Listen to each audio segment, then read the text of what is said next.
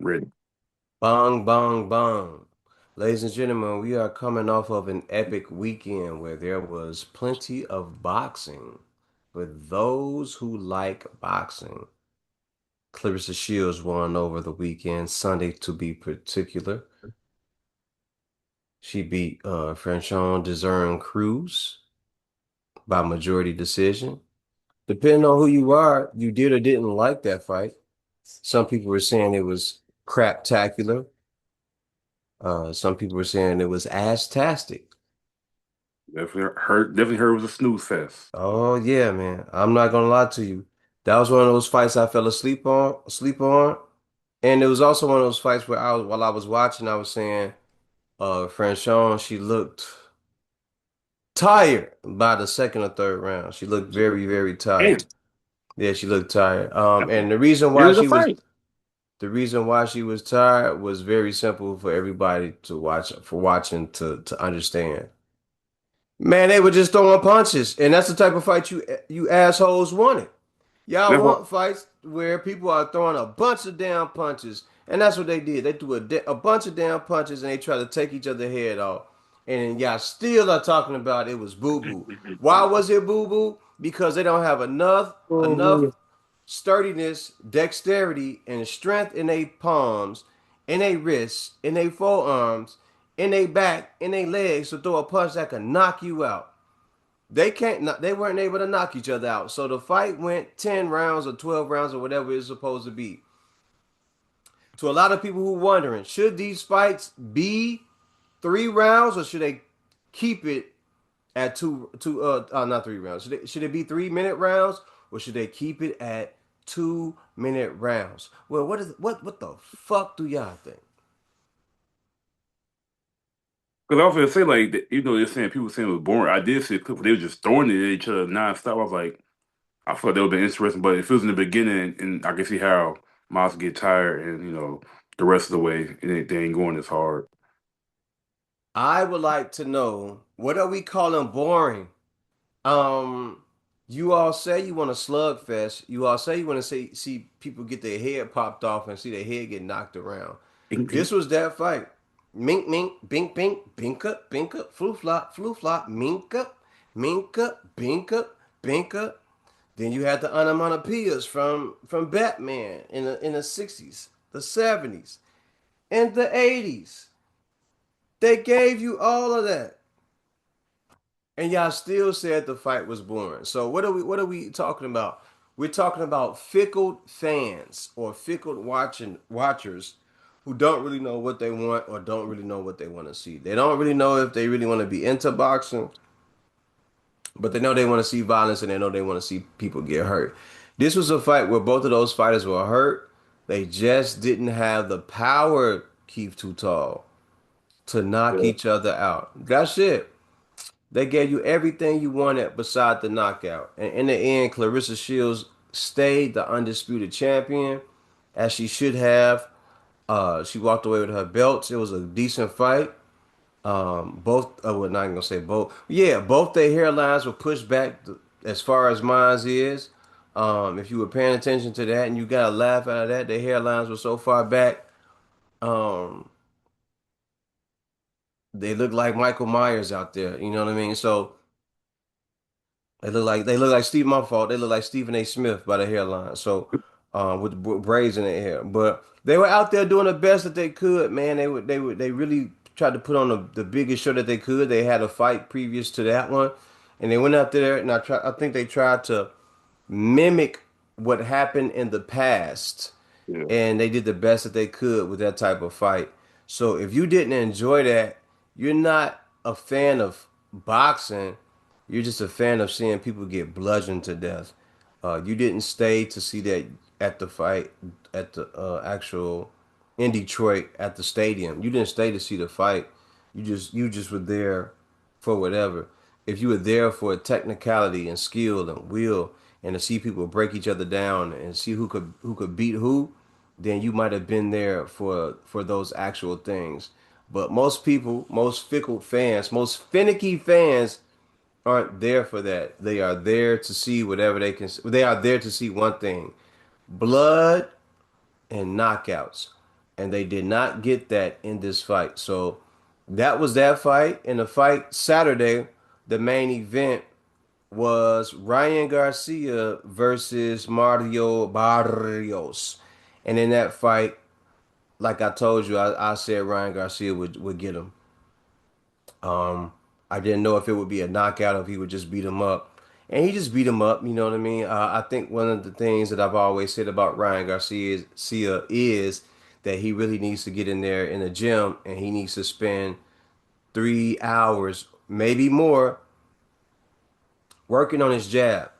Um, Flicking jab, shotgun jab, stinging jab, the up jab. There are so many different varieties of a jab that Mario Barrios needs to work on and that he should have. I mean, not Mario Barrios, that Ryan Garcia needs to work on and have in his arsenal. The reason why people say, man, we don't care about no jab. Yeah, you do, because this is a punch for every fighter, especially Ryan Garcia. Ryan Garcia, if you can get this punch going, Said everything else. So everything else will flow. And not just that, like you can feint off the jab. You can hook off the jab. That's one of Ryan Garcia's favorite punches is a left hook. If he's throwing his left hand jab and he's putting it out there, he's throwing his left hand jab, then all of a sudden you looking at that and he goes around like that, you would never see it because he been throwing jabs at you and he been feinting at you. He been getting you ready for it. You know what I mean? Like he been putting his hand out there, even he been doing different things. He been cross blocking. He been putting his hand out there. He been measuring you. He been posting. It's different things that he can do. But if you don't have the ability to do that and tame the person in front of you and keep them on a yo-yo string, then it doesn't work for you, and it's not gonna work for you. It never will work for you because you're not prepared for that and you don't know how to do that. But Mario Barrios is an okay fighter. He's a decent fighter. I didn't expect him to do more than what he was doing out there. What I did expect for him to do was to walk Ryan Garcia down, which he did not do. He followed him around the ring, and that's why we got the fight that we got. So for everybody that watched that fight, Ryan Garcia versus Mario Barrios, and then you watch Clarissa Shields versus Franchon Cruz Dezern. Why was you all applauding Ryan Garcia for what he did, and y'all mad that Clarissa and Franchon went out there and tried to knock each other's head off, and these two guys stood in the middle of the ring or walked around the middle of the ring and they did waltz dances. that's Y'all ain't shit. that's because like the people that be having the watch parties, they're just going for the party. They're just going for the kicking it, for the drinks, for the smoke, There for you the go. food. They don't know who really fight. They just know it's a big fight. And if you at the fight, I mean, you said earlier, I think you said like for the blood and something else. I Blood would and have been guts. blood and guts. I would have been there for the blood, guts, bitches, like all that stuff. So like but for if I was there, but like depending on where I'm sitting, 'cause if depending on if I'm not nowhere where I can see the ring, I might as well stay home. Here's the thing about going to a boxing match or a UFC fight. If you don't know how to get the proper seating, it sucks. If you want to be the guy like me that paid for their front row ticket, not where Floyd and them guys are sitting, but you want to sit in that front row, that tenth seat, and you want to Mhm. look up, and then you realize you're looking right into the ropes and you can't see everything. That sucks. If you want to pay for the seats in the second tier and pay for the correct seat where you can look down into the ring and you got the proper seating, but you can't see all the punches being thrown,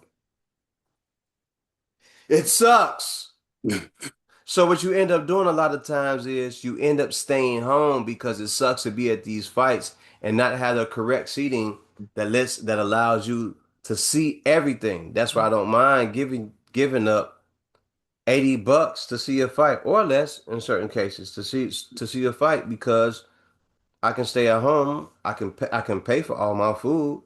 I don't have to go out and like the same amount of money that I spent on pay-per-view, my drinks and my food, like I did all of that at home instead of spending $300 while I was out and compensating the homies and everything. Well, not compensating, but paying for everything for the homies and everything like that. Like we stayed home. We had a good time at somebody's house. It was paid for. We all bought a bottle of liquor. I ordered food, you ordered food, and everything was taken care of. Instead of going to the fight and not enjoying ourselves the way that we were supposed to. But Each boxing match, each boxing event, those fighters put on the best fight that they could, and they did a hell of a job. So salute to Ryan Garcia for beating Mario Barrios and getting his title from the WBC.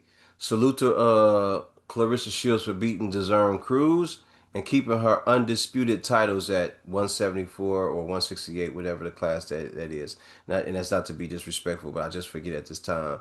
But she did a hell of a job. She's still a champ. She's the GOAT, greatest woman of all time. That will continue to be her title until someone else can beat her. I really think that she should just retire from boxing and just go ahead and make a career out of mixed martial arts because she's been doing that off and on for the last 3 to 5 years. So that might work out in her favor. Yeah, yeah. Well, are you looking forward to at all the Manny Pacquiao versus Floyd Mayweather 2 fight? Ah, I'm not. Pacquiao Mayweather too. No, I'm not looking forward to it. I saw the first fight. I made a bet at my cousin's homie's house about the fight. I made a bet with him. I know how Floyd does. I knows what Floyd does. I know what Floyd does. I know what the ins and out of that. Floyd has not. So let's do a recap. Pretty Boy Floyd was the best fighter at 130, 135, and maybe at 140 if he had a fight there. That was the best era of Floyd Mayweather for those who enjoy knockouts. If you a person who enjoy knockouts and brutality, you saw the best Floyd Mayweather in those fights. If you're talking about the Floyd Mayweather who went up to 147 and fought Oscar De La Hoya and fought Shane Mosley and fought Victor Ortiz and fought who else was there? All those different guys at that weight class. Andre Berto at the end of his career and all those other guys. Yeah, that's a different fighter because those guys outweighed Floyd even the night of the fight. Floyd naturally walks around at 145, 150 pounds. So fighting at 130, 135, he gave y'all his best fights. Fighting Ricky Hatton at 140 or 144. That's an easy fight for Floyd. Floyd don't have to lose a lot of weight. Yeah. He didn't fight, and I'm not gonna go into breaking down his record, but I hear people break down records all the time. So let's do a little small breakdown of his record. You fought Ricky Hatton at 140 or 144. You beat him. Congratulations. You fought Juan Manuel Marquez at 147 or 144 or something like that. He had to move up 2 weight classes to fight you. Blah. Then who was it you fought? It doesn't even matter. At some point in there, you fought a bunch of guys that were bigger than you, and they had to weight drain themselves to get down. And then you go on to fight Manny Pacquiao, right? Why all of a sudden after Manny Pacquiao takes a loss and he gets knocked out, was that a fight that you were so interested in? Like he was, you know, human finally, or it He was vulnerable. visible. He was weak. That's what they was thinking. Like, yo, we ain't gonna take him. And if you go back and listen to certain interviews, unless they took them off the internet, you hear people saying, "Yo, don't take that Floyd until he take a real loss." And a real loss, in certain terms, means until he get knocked out because he becomes vulnerable. Certain fighters become vulnerable after a loss because they hesitate to pull the trigger. But Manny Pacquiao really didn't lose anything after his losses. He was more conscious and aware of getting caught like that, but he was still an aggressive, come forward, offensive fighter. And we got that fight 5 years to 7 years later than we should have, the same way Terrence Crawford and Errol Spence took place. That fight should have taken place long before it did. And for those who wanted to say it was about money, no, it wasn't. Because if it was about money, they'd have made that fight years ago and did Mayweather Pacquiao won. And it didn't matter if it was a win, lose, or draw. You'd have came back. That'd have been $500 million. And just in case you wanted to make more money, you would have came back a third time, and that would have been $1 billion fight. And each one of y'all would have walked away with $500 million or more. So stop playing with me. Like I know how this stuff goes. I know what everybody's thinking. Nah, I shouldn't say I know, but I am aware of what's going on and how these guys are thinking. And those other guys you can listen to on those other podcasts that tell you lies because they rooting for certain guys, because they have certain agendas, because they've been paid off, like a bunch of them really have, and they're only going for a certain side because they have been paid off and they're getting this money on the side to talk about certain fighters. They're telling you what these guys are gonna do or who to root for. But I'm telling you what I know for a fact. This is a fight ain't nobody really you only paying attention to it because it's Manny Pacquiao, right? And then you paying attention because you want to see Mayweather lose. That's it. My, Floyd Mayweather Jr. was not the fighter that you saw at 130, 135. He's not. At 147, he's the guy that everybody knows him to be. If you know anything about boxing instead of the tricks of the trade, he is going to walk you around the room, around the ring, and box you. I'm going to outbox you all night, which is why I picked the best Latino fighters in the game ever. So I look good when I beat the guys that y'all say I can't beat. And while you guys are sitting there at home or in the stands hating on me for doing it, I did everything that I was supposed to do to get your attention and go home with $1 million payday. That's it. That's all. I'm not mad at him for it. People say I'm a hater or I'm jealous. I'm not. I understand boxing better than you all do. If there was a guy that I was fighting currently that I couldn't knock out, I would box him all night and get paid because I'm not going to take the risk of stepping in with a guy like that that's so dangerous that he just may knock me out. I'm not going to do it. I'm going to box his head off and get up out of there with my 100 million, 150 million, or $200 million payday. Why do anything else other than that? Yeah, man. You So had you had any problem with Mayweather back in the day or something? Like you I ran into never that? did. Okay. I was You ran into that always man? nope. I was always supportive of Floyd Mayweather. Floyd Mayweather. I just been saying this the entire time. Floyd do the same. Floyd gonna do what Floyd gonna do, man. Yeah. This He's is no run, different. Ain't run. none of this no different from what Floyd been doing.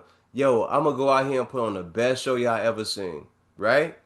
And when I do this, it's gonna be the same result at 147, 151, 153, or 154. I am going to do the same thing over and over again. I'm not gonna let these guys touch me. I'm not going out here and getting beat up.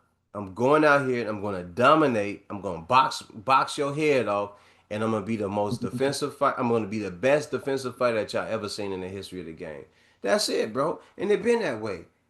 There are not a lot of guys that he knocked out at 147 or 153, 154, 151, whatever it is. There isn't. Victor Ortiz. After that, you look at Andre Berto. He didn't knock him out. Okay, he knocked out Conor McGregor. Conor McGregor was a bigger, stronger fighter, but he is not a boxer. He had no business being in there. And when Floyd decided to turn it on that type of guy who didn't understand what he was in there with, he got him out of there. But we're not talking about the guys that were in their prime, right? We're not talking about those guys that were in their prime. You know what I mean? He didn't fight Paul Williams, but he fought one Luis Castillo. Okay, cool. You didn't fight Paul Williams. You didn't fight uh, some of these young bulls. You fought Canelo, but you ain't fight Keith one time Thurman. Yeah. There's a couple guys that you should have fought. You know what I mean? That you did not fight. So it's when I hear people questioning resumes, we I can question his resume too, and I'm only saying that not because I hate Floyd Mayweather. I'm only doing this just so people are aware. When they go at Bud, it bothers me because Bud was pushed to the back. They didn't want Bud to fight the best fighters that was out there. So here's a guy who had all the potential in the world and did great at what he did, and he could have fought anybody that he wanted to fight, but he fought those guys. And to me, that's lame. It's strategical because I got to get paid. I got to make the most money. I got to have the most pay per views. So I'm gonna fight my Donna. I'm gonna fight this guy. I'm gonna fight that guy. but those weren't the best guys. So I'll leave it at that. It's no disrespect. I don't want people to think that I'm disrespecting Floyd Mayweather because I think he's one of the greatest fighters of all time, one of the greatest defensive fighters ever behind Pernell Whitaker. Um, and he was just dope at what he did while he was out there in the field, in a ring. So I don't want anybody to think that I'm just attacking him and trying to make him look bad. But it's just one of those things where if Floyd's coming back, whether it be for the $340 million, or it just is because he has a desire to come back and fight. You know, the other thing about it is Floyd is a hustler, and if you look at the 147-pound division, Floyd can clean that out, become undisputed champion, and retire again, bro. He can beat he can try and beat Mike Tyson. They have a draw or whatever it's gonna be as an exhibition, and then he can go on to fight Manny Pacquiao and earn another 200, $300 million payday. Boom. And then his next two or three fights could be whoever it is at 147 and have a bunch more money. But Floyd, whatever it is, man, I hope you enjoy your life. I hope you continue to be successful. I don't know what's going on with your life. I don't really care. I just don't want you coming back to boxing. Even if you needed the money, man. Boxing owes you a great deal of respect and a great debt for what you did. But that's all I got, man. I'm gonna Uh, leave it at that. yeah, I mean, I don't know how old Mayweather is or Pacquiao, but 48. 48. And you Money think May is 48. you think he really come back and fight in 147 or 145 around that weight and be He dominant stay he stay or active so he can do it. I He stay guess. active so he can do it. Like it ain't the fact that he can't do it. It's why would you do it, you know? And people are saying that he need money. So if this is about him needing money, that sucks because I would like to think that you make 1.2 to 1.5 billion dollars in the industry itself of boxing. That's how much money that you accumulated. So if you're coming back to fight, you basically saying out of 1.2 billion, and then now this lawsuit is 342 million. That's telling me that $500 million, you know, ran through it. You ran through it. Your real estate investments are crap. Like everything that you worked hard for is doo doo. Like you didn't like you were set up for failure and you set yourself up for failure. So that's not the conversation that I want to hear about Floyd. I want to hear about him being successful and owning a bunch of things and giving back to Grand Rapids, Michigan and Flint, Michigan, and taking care of things in that area and being a mayor or being someone who runs their city and their town.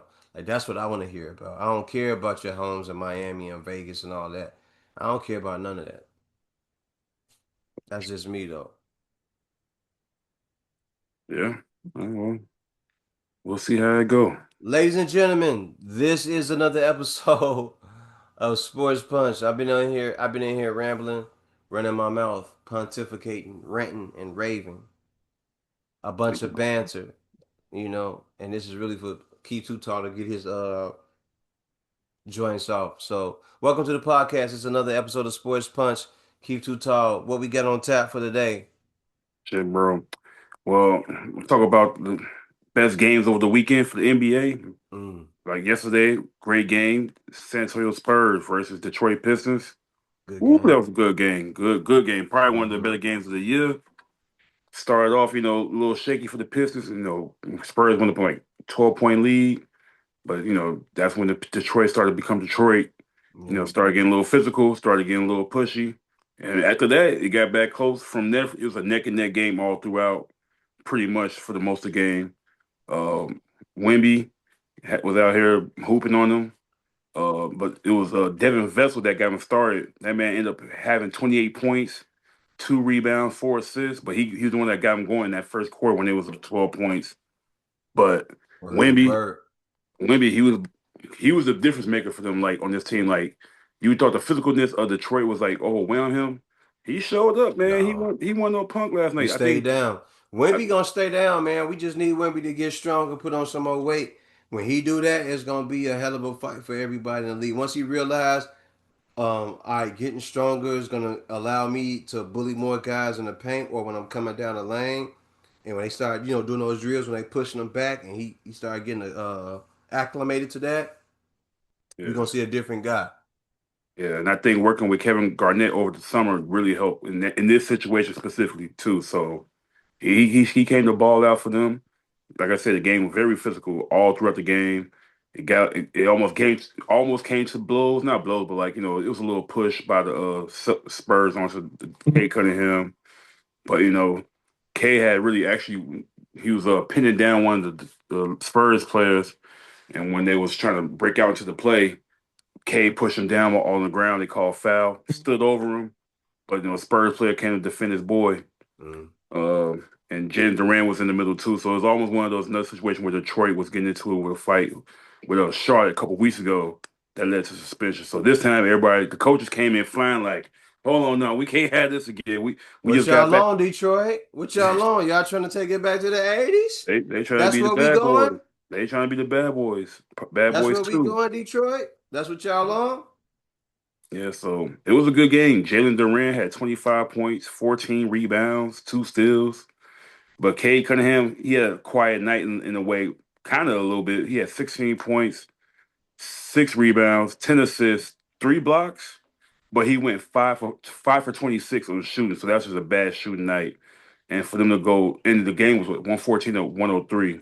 So you could tell if he made probably 5 more shots, Mm, be 10 for 26 or whatever. mm. Uh, that Det- might would have helped them tip them over. But great game. NBA had a good going last night on Monday night with that game. Detroit, y'all better be careful playing like that, man. Getting aggressive like that. Y'all know the last time y'all was aggressive like that for 3 to 5 years. Y'all know what happened, right? Malice it was they almost had Malice in Charlotte. Y'all know what happened, right? No, I ain't gonna go that far. That's further, this way. Y'all ended up a team called Los Bulls or Los Toros ended up drafting a guy named Miguel Jordan. Y'all better be careful out there playing like that, man, for the next guy come through here. But go ahead, do what y'all doing, man. I love to see it. You know what I'm saying? I'll sit back here and watch, you know what I'm saying, and enjoy myself and get some tickets for the game and buy as many red and black Jordans as I need to and get prepared for that next era of whoever it's gonna be, god dog. Mhm. Goddamn. Like let's get ready for it. But if you talking about that malice in the palace, y'all better be careful. Because if y'all start fighting, we gonna find out if y'all really with the shits, or if y'all shit stank. Come on now, get Yeah, it together out there. Get it together. but yeah, great. That could be a potential finals preview right there. Spurs versus Pistons. It That can could low be. key. It could be. There is no one team in the East or West, ladies and gentlemen, who is ahead that you can look at right now and say this is a team that is going to win it all. I just don't see it. But who knows? Spurs look good. Denver look good. OKC, they look good. What you Yeah, think, Keith? I agree. I mean, Spurs, they had some big wins this year against OKC, like 3 times out of 4. They beat the Pistons, who's the top team in the East. So like they beating teams, that they need to beat to show that they're not ahead of their time. They probably right where they need to be. For sure. For sure. So I rock with it. Thunder, of course, they balling kind of without SGA right now. That's I what think you need to see. That's what you need to they're see. like 6-5 since then, but like they seem to be playing really well in some games. But another game, primetime game on Sunday, What about? historic rivalry. Mm. One of the NBA's probably biggest rivalry for sure. LA Lakers versus the Boston Celtics.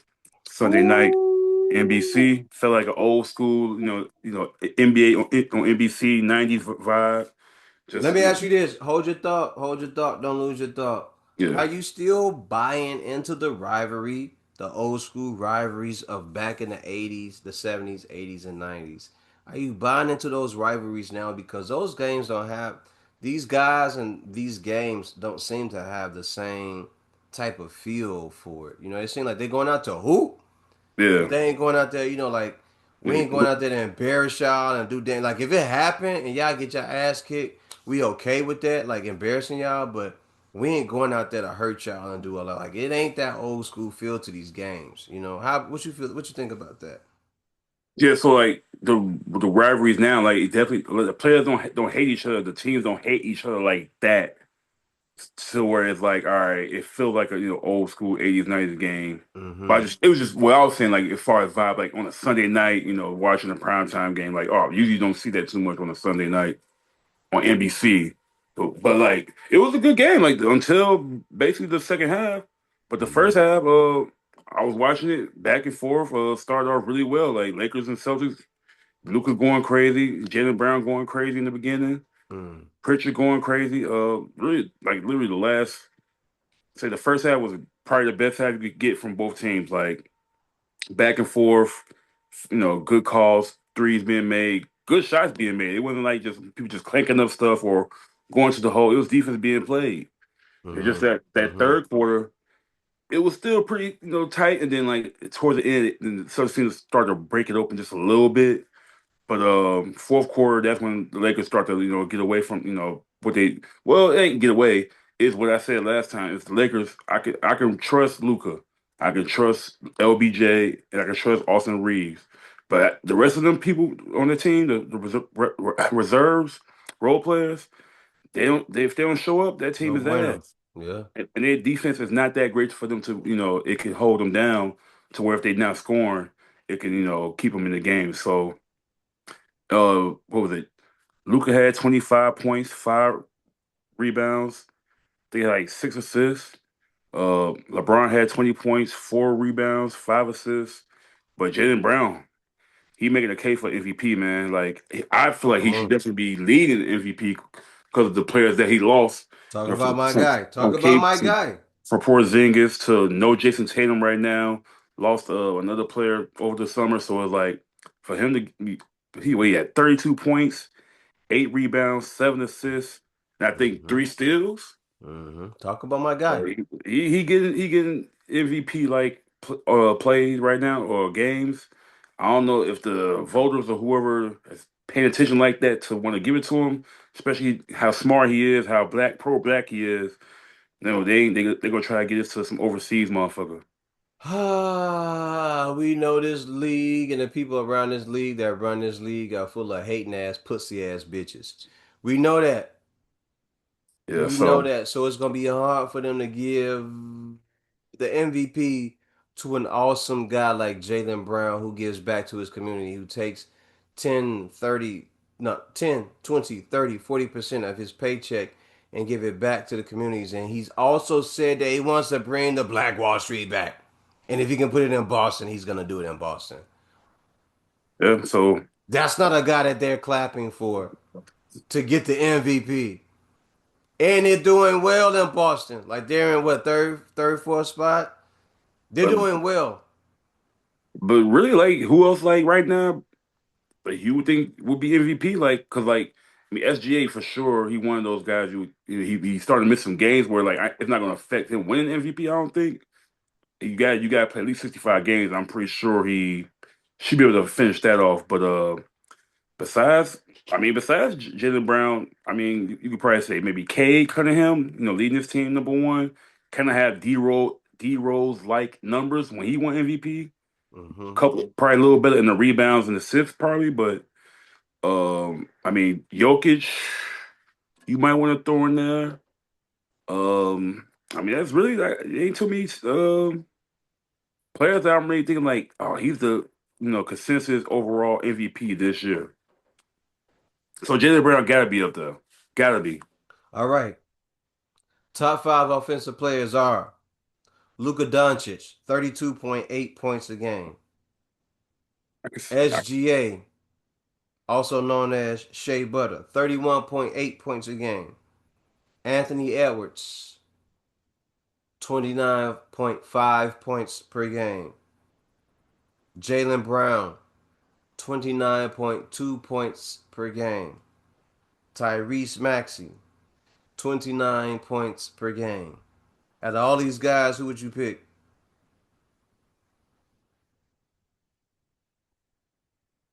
based off everything that I basically listed, I'm putting Jaylen Brown because he had the least amount around him to succeed or like remember his team was like 5 or 7 wins and like 20 losses in the beginning of the season for Mm-hmm. to turn Mm-hmm. that around over to the number two seed Mm-hmm. in the East. Mm-hmm. Gotta give it to him because that means he stepped his game up and everybody followed. In this current season, I would be picking Jaylen Brown at 29.2 points per game. Anthony Edwards is okay. He's doing what he's doing with the team that he has. SGA is doing a hell of a job with a team full of guys who can score the ball. That whole lineup, you can switch that lineup inside out. You can put any five guys in there, and they're gonna go out and ball, and they probably gonna get you a win or get you close to a win. It's gonna be an exciting game. Luka Doncic is just doing what he does with the Lakers, and having Luka Doncic, LeBron James, and Austin Reeves, you would think they would be doing a lot better in the West. You think they would be at the top of the pile of the West at number one without second guessing it, and that's what I would be expecting for him, especially averaging 32.8 points a game, damn near 33 points a game. So I'm gonna go with Jaylen Brown in the East, like you said, a guy whose team they said would struggle. They would probably fall off and be somewhere near a draft spot, and that has yet to happen. They started off a little bit rough, but they've gotten it together, and Jaylen Brown has been a man of uh, consistent play every night, and he's been doing yeoman's work, and they're in a really great spot in the East. I feel like, especially if he stayed healthy the rest of the season, because I think if he did miss any games, probably like a couple, handful at most.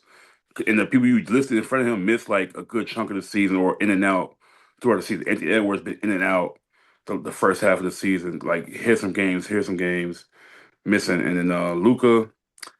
He been fairly healthy for the most part, but he missed some games as well. But also like he don't play no defense, and he cry a lot to the refs too much. So it's like, yeah, he was in the beginning, like the first month, two, when he was putting up 40, 30 consistently every night, he was gonna be MVP. But like he kind of cooled down a little bit, even though he's what is he leading the league in scoring? You said he number one, right? Luca had 32.8 points a game. That's number one.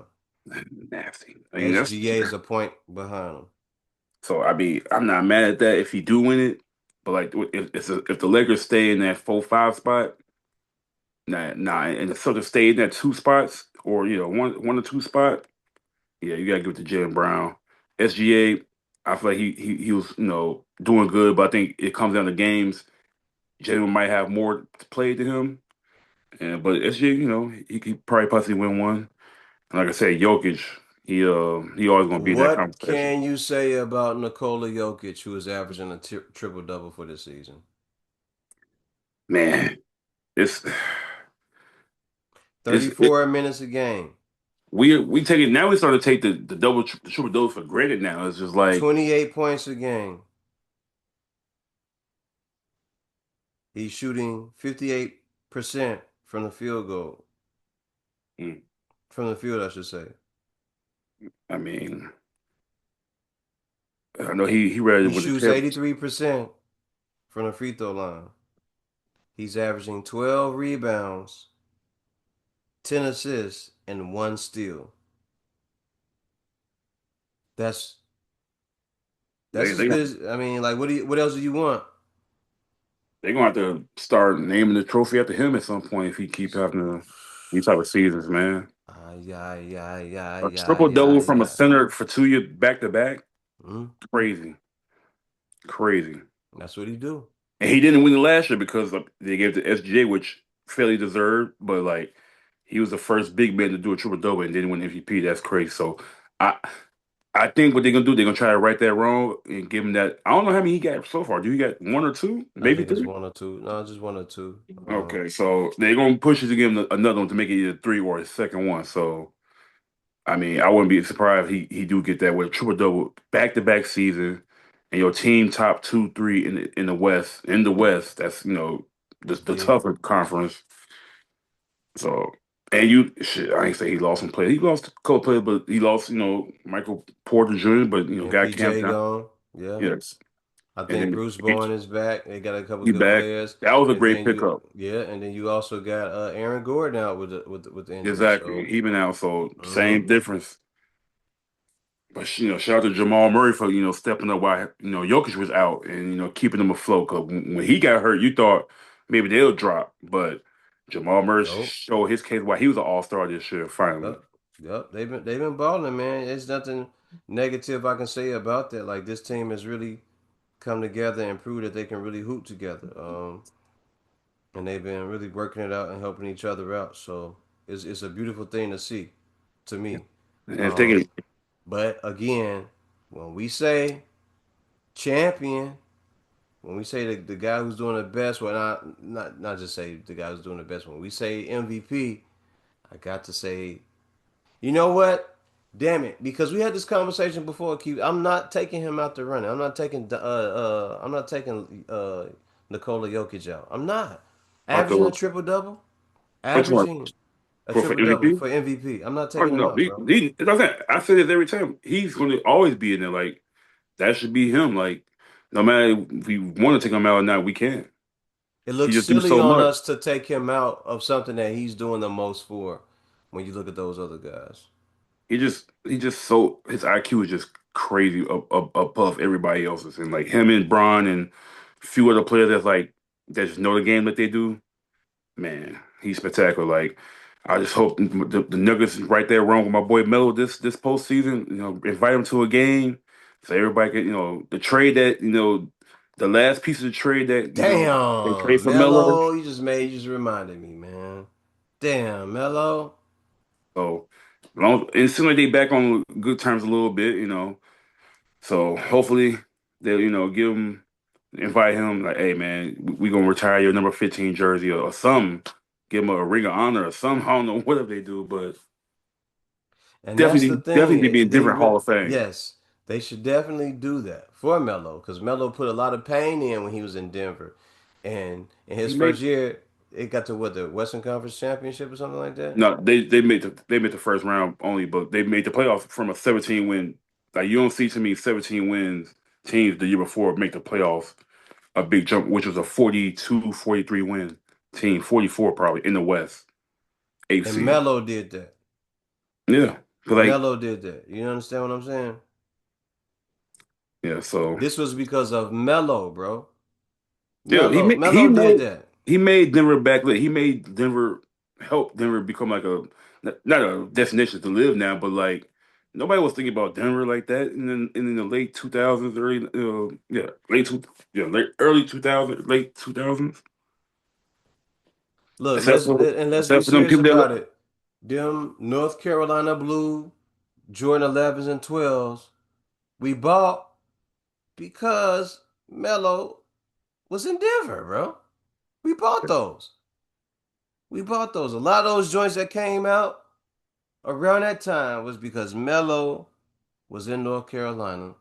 But what we really wanted, Melo, was for you to bring your black ass to Chicago so we could rock some black and red Jordans, some J's, bro. You fucked it up. You fucked it up for us, Melo. that would have been your ring right there. That would have been your legit ring that no one could say that he joined a super team, but he joined a good team that fit him, and he would have made a hell of a difference for us to win the championship. Damn it, Melo. So You Melo. I It don't want wouldn't to have get this been a super conversation. team. It's gonna piss me off. No, So no, fuck that. No. It wouldn't have been a super team. It'd have been you, D Rose, Taj Gibson, Joakim Noah. I think we may have had Boozer or something at that point in time. yeah, CJ Watson. We had a bunch of guys that fit in. wow, It would who? Luau Luau Dang, Dang. We had a bunch of guys, a bunch of good role players. You'd have been allowed to do what you do. Luau Dang would have been playing defense. Jimmy Butler would have been playing defense. Maybe we would have had Ben Gordon still around. Maybe Kirk Heinrich would have still been around. We had a bunch of players around you, Melo. You fucked it up for us, bro. Like you'd have had one ring at least. You had at least one ring.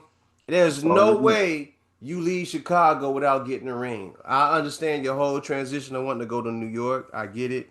New York was a place where you were supposed to be. New York was the place where you wanted to go home and you wanted to be with your people. You want to go back to New York when you're really from Baltimore. At least that's what they say. But they actually say that you're from Red Hook, Brooklyn, and everything like that. But I understand that you went home and you wanted to hoop at home. And I thought Amari and you was gonna do something dynamic. But when they said he was having microfracture surgery, I was like, it's over. It's dusted. You can get that one up. You might as well come on to Chicago and tell them to trade you, brother, or tell them to drop you, and we'll pick up your contract. Melo, you would have came here and got a ring. It was sitting there right there on the table. It didn't even matter that it was Bosh, LeBron, and D Wade. Everybody knew Derek. Everybody knew Pooh. Derrick Rose was on one. Everybody knew that. Everybody knew Derek was on one. Everybody knew Taj was on one. Everybody knew Joakim Noah was on one. It was right for the taking. All that money was right there on the table, bro. And And you it said, was, "Fuh," right in our face. and that was "Fuh," spit in your face. "Fuh," right in there. You did that right in front of like us. so. We was a team that was giving LeBron problems. Just imagine you would have joined that team with Melo. I mean, Melo would have joined that team, that our team that to go against LeBron, and you would have had your chance to to revive that rivalry, like you did in New York the first go round. Then you would have came here, you would have definitely revived that, and you'd have had some battles in the Eastern Conference Finals or any other round to get to the finals, Man, there'd have and been some probably decent more. battles against Boston, but fuck Boston. There'd have been some decent battles with Detroit, but fuck Detroit. We'd have had Melo. Yeah, And so then this could have been you getting back at Detroit for not drafting your motherfucking ass. You could have done all that. yeah, Man, so you'd have walked around this city with a couple bodyguards when nobody cared, man. You would have came and kicked it with us, man. Maybe I would have ran into you and had some fun and kicked it with you, talked some shit, chopped it up with you at different places around the city, and we would have had a really good time. Maybe, but I bet you would have got a ring though. I bet you. There's no way you gonna leave Chicago without getting a ring. Out of your 5 to 7 year, 10 year here, I bet you would have got a ring. And no disrespect to them, but to my man Q, JQ, you already know what I'm talking about. Oh yeah, Miami would have went through something if we would have got Melo. Like y'all would have really. It don't even matter what type of hooping y'all would have did. With Tom Thibodeau coaching and Tex Winter still here, and all those guys, I think he still had Tex Winter at the time. All those guys here, defensive scheming and everything they could have done, a hide Melo and everything like that. Yeah, it would have went down. It would have went down. We'd have made sure everybody ran up out of here. Everybody got out of here, not ran up out of here. Everybody got out of here with a championship. Maybe two. Maybe two. Ain't no way with Melo we couldn't have done that. There's no way. There's no way. You telling me with Carmelo, or as they say, Yellow, there's no way with Yellow we miss out on getting the ring. There's no yeah, way. There's no way. There's no way. 7 yeah. p 7 p.m. in Brooklyn face ass. Boy, you blew it for us, champ. You blew it for us, man. You blew it for us, champ. That was perfect for the picking, man. It was right there. We just needed you to sign. And the other thing was we knew LeBron wasn't coming here to wearing that 2-3. He had to take that 2-3 off, put on that number 6 or that number 9 if it was available, which we know he was gonna do, right? Because that was Michael Jordan numbers in the USA Olympics, right? Was it 6 or 9? It don't even matter. We know he was gonna Jordan, yeah, take one. Jordan went 9, so he would have wore 6. Yeah, you And went. Yeah, turn it upside down. Jordan wore 9. You was gonna turn it upside down and wear the number he think 6. he Drake. Yeah, yeah. You ain't slick. We get what you was doing. We saw the play. That's fine. That's cool. We know you ain't coming here. D Wade ain't coming here because he don't want to wear that and he don't want to put that on his back and wear. No, he don't want to do that. For Melo, it would have been perfect for Melo. Melo would have came here, got his G off, had the Bulls clicking. You talking about, hey, two guys, crunch time, the ball gets dumped into him. It's a problem on court. My God, my God. I know, I know. If I could have been at the presentation for Melo when they was luring Melo, I would have made sure he would have left here without signing that contract. We run pick and roll through Rose This and that's, Noah. that's all Rose needed, man. Yeah, we run pick and roll through I might Rose and like him. Noah. right? And then you look over on that other side. Who on the other side? It's gonna be Melo, right? Because you can't slack off Melo too far, right? So So, if you don't, D and Derek Rose gonna got a find him. D Rose got an easy bucket. Joe Yeah, Kim Noah got an easy bucket with that little crazy ass herky jerky dribble that he got, because he's 6'11", 7 feet, but he used to play the point guard position because he was 6'2" or whatever in high school. He got a decent little handle, mixing out a little and he get a little roll to the bucket. Oh, that'd have been crazy. yeah. I said if I ever meet Melo, I'm gonna bring that up to him. Like, hey, bro, I don't know what the hell happened. I Six heard foot what eight, 230, two heard hundred what forty y'all pound said. Melo. Why you ain't come? But I ain't taking that as an answer. Come on, dog. You had to think at least that one. You even for that 1 year, even if you just came in and got up out of here, you would have won that year. Boom. All right, I'm out. I'll been cool with that. Just so I can see a seven championship, so I can go downtown and see the parade. Man, I mean, I saw the Just parade another, in just another. 96, 90, I mean, not the parade. I mean, I saw the celebration 96, 97, 98 for sure, but I want to be able to embrace it like I wanted to. But, man, let's get on to these other games. That's going I to piss don't. me Do off we got? Do more. we got to get on to these other games, or can we just still blame Carmelo for us not No, because getting a that's my ring? boy, so I ain't going to blame him all the I way. know, I know. That's why we gonna blame him even more. We go, Carmelo, it's your fault. We're in the mode. so Let's get to the other I games. do want to I do want to be on 7 p.m. in Brooklyn at one point or something with the That's man, okay. That's maybe get some okay. jerseys signed or something. I don't know. Yeah, yeah, man. I'm just saying the amount of love he would have got for doing that, and all the colorways that we would have had, and Bro, all the mics, like bro. like his platinum like baby blue powder jersey in Denver went platinum in the streets. Just imagine if he had the red black the away alternate black pinstripe Bulls jersey on Bro, with imagine the him being here and they turn to the Chicago flag jersey and you got those powder blue Carmelos or Mikes, Jordan 1s, 2s, 3s, 4s, all Mhm. the way up to 12 or tens. 14, 10, the 6s, the 7s. You blew it, Melo. You blew it. Damn it, man. Yeah, so we're gonna give you on that. But a couple more games that popped off this It don't even past. matter. Ladies and gentlemen, this is the end of the podcast. We Have a don't good have night, nothing else to yeah. say. Y'all have a good night. Ladies and gentlemen, this is Key Two Ton. Nah, yeah, but another game. It was pretty good. Started off, pretty good. OKC versus the Cavs, a matchup I was looking forward to. Was like the champs versus the possibly new team in the East, and that could be in the finals against another finals matchup that we could possibly see at some point. But man, OKC came out firing on the Cavs. Like I remember, I turned the game, went outside for a quick second, came back in. Cavs was already down 15, 10, 15 points. I'm like, damn. And this is without SGA. And I was thinking, like, man, the Cavs cannot lose this game, like, or should not lose this game with no SGA if you want to be considered, a finals team or a championship team.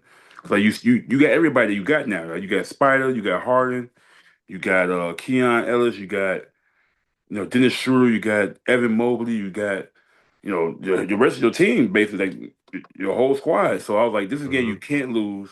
Mm-hmm. But this just show how much of a champion team that OKC is. That they played for each other, off each other. Literally everything was off. Great rotation, passing, setting up the next man, playing for each other, going crazy. And like Spider and Harden both had 20 points each, but it just wasn't enough, man. Like, but the thing is, like, the Cavs started off slow, but they made it to come back to where it was a game in the third quarter. And fourth, that was like, all right, it's looking good.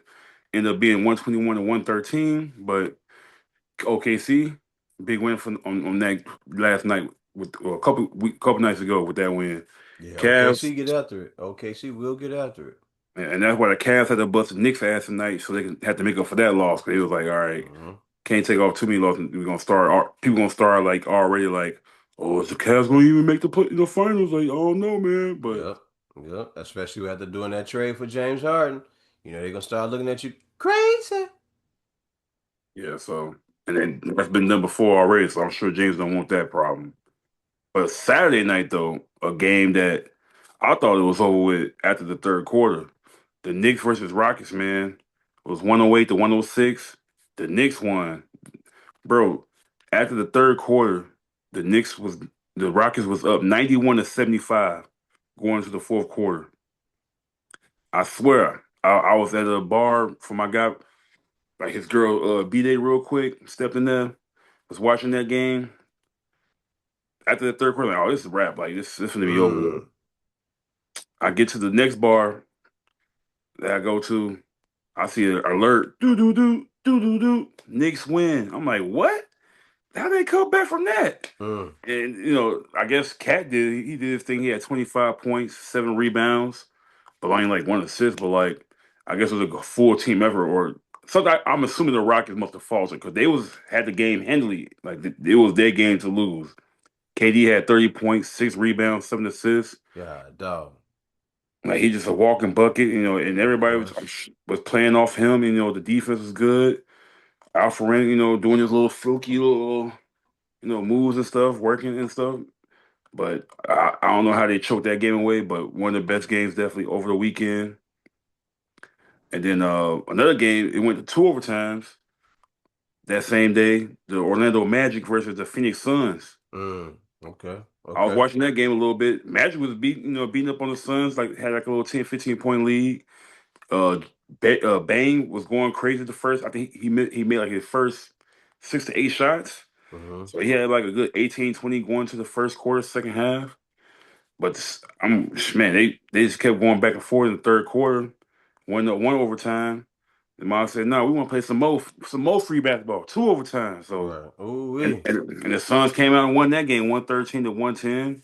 I think not Aaron, Dylan Brooks, he was in that game, but he ended up getting hurt, didn't come back. I think he's gonna be out for the next like 3 to 4 weeks now. So that's gonna hurt the Suns' playoff chances in a way. Or they should be still in the play-in, but like they were just starting to get healthy and hit the stride where like, all right, maybe they could push into the top six for the playoffs. But those are my top five games over the last, pretty much since last Saturday. Aaron Brooks, wherever you are, salute for being on the Bulls team, man, and helping them out when they was making those runs into the playoffs when we should have had Carmelo Anthony. Keep on going, brother. My bad. I forgot, I just need to say that. Get that off my chest. Nah, yeah, but so NBA. Hopefully, this next little last 2 months will be some good games, some good fights going towards the end with the playoff seeding, and also for the fight for the number one seed. Bulls, hey, y'all doing a great job. They lost tonight. I think that's 10 losses in a row, the most we had this season, probably the most we had in the last couple of years. But we try and get that Let's number. not, no, let's not make it a habit of losing. Losing means you're a loser. But anyway, go ahead. Go ahead. Say what you gonna say. Say it. Fuck that, man. Say We've been it. in the middle of the last 5, 6 years. We ain't take that jump to go up, so we might as well go ahead and take that jump down with this draft. We gotta get a top five pick. Matter of fact, we gotta get a top three pick because that's really the best three players is probably gonna be if they come out this year. AJ, I don't know, Batista or something. No, AJ The from Banson. BYU, The Banson. The Banster from BYU, Yep. Cam Boozer from Duke, Mm-hmm. and then I mean the guy from Kansas, Darrington Peterson. Darren Pearson. Yeah, even though a lot of people trying to make give him problems with the cramp issues. Even though it's a cramp, not like, but I don't know if that could lead to hamstring or nothing or He a anything. spoiled little baby. That's what he is. He a spoiled little baby. So they He talking want about from his not. way all the time. They saying not. They trying not to draft him number one. He's still hooping. He's still playing these games. He It's just hooping. If he I just were him, I would just shut up and just ball. So Darren Peterson, the NBA is 82 games a season. You think you're gonna come in as a rookie and load manage and do what Kawhi Leonard did or has been doing? You think you're capable of doing that? Kawhi won championships for two different organizations. So he has some sort of leeway because he's a two-way player and he really like not what the reporters say about him, but it's known that Kawhi is a workaholic when it comes to getting himself in shape and being well conditioned and being a well-oiled machine. It just so happens that he has injuries that won't allow him to go out there and play that hard. Maybe you do have injuries, but what they will say about you is your character and the things that you have going on with you right now will dictate the way that you play in the league. So the first time you get fouled or someone knocks you down or you have a game where you 5 for 20, they're expecting you to cave in and show how bitch made you are and how yellow you are and how much of a punk you are. You would tuck your tail and run when things get hard. Like that's what they're expecting you to do. That's why they're in the tabloids, and that's why they're on TV demeaning you, and not necessarily demeaning you. That's why they're talking about your character and they're saying these things about you because they don't believe that you got what it takes to be a number one guy in the NBA. So the next thing that you should probably do is shut up, play ball, stay healthy, and leave, or shut up, play ball, stay healthy, and stay another year to prove that you can get to the next level. We'll see what happens for the rest of this year if you can get to. Well, we're going into March Madness, are we not, Key? Yes, sir. All Yes, right, sir. all right. So we're going into March Madness. So we're gonna see what you do in this next level, because then they're gonna say, okay, when the pressure is on, he can take it. He don't back down. He don't bitch out. Like he can actually take it. He can deal with it. He gonna rise to the occasion. He gonna take over the situation, right? And if you don't do that, then there'll be more conversation about you because they'll go see how he like to slack off and he go and do that and he go and do that. Like they'll do they will do those things. They'll pick it apart. That's not what you want, young man. You want to go out there and you want to prove how great of a basketball player you are. If it were me though, if I were your uncle, your father, your cousins, before you even get to a manager or agent. And I know you got NIL money because that's another reason why you acting like that, because you're looked at as a golden goose on that squad, right? So they're treating you a certain way, and I know how that goes. Like they're treating you um, like a baby, like you can't be touched, and you should be treated like like like precious jewels and precious like a precious cat or something. So I know they're giving you special treatment, but what you need to do is step up and say, "Yo, I'm a rider. Like I really go out here and I get it, and I don't need nobody stroking my ego. I need people to make sure. I need people around me to make sure that I'm doing what I'm supposed to do. That's what you're supposed to be doing. That's how it's supposed to go for you. You ain't supposed to be out here acting bitch made or whatever, and say, "Oh man, I hurt my pinky and things like that." Now, if you really are hurt, I take nothing away from you. Do what you're supposed to do. But if it's just some lame stuff where you just thinking you just gonna back down and everybody's supposed to submit to your will and do what you're supposed to be, that's coward shit. That's punk shit. And that's the reason why certain guys in the NBA now want to be liked so much, because every time the media makes it bad for them or makes it not bad, makes it hard for them, they either shut up or they try to play the blame game and they blame it on somebody else. But that's not what real men do. We step up and we take the blame on ourselves and we chastise our teammates in the background, away from everybody else and away from the cameras where no one else can see it. That's how it's supposed to go. The real winners always do it on a practice court or when they go out to dinner or when they at each other's houses and they talk about those type of things. The coaches chastise the best players because the best players are supposed to be able to take it. Yeah. So these are things that you got to be aware of, young man. If there are people in his circle, grandfathers, grandfathers, cousins, whoever it is, uncles, man, y'all grab that young man and y'all start talking into his ear. Yeah, he gonna tell you y'all, that y'all old and y'all know that y'all talking about, y'all know what he going through.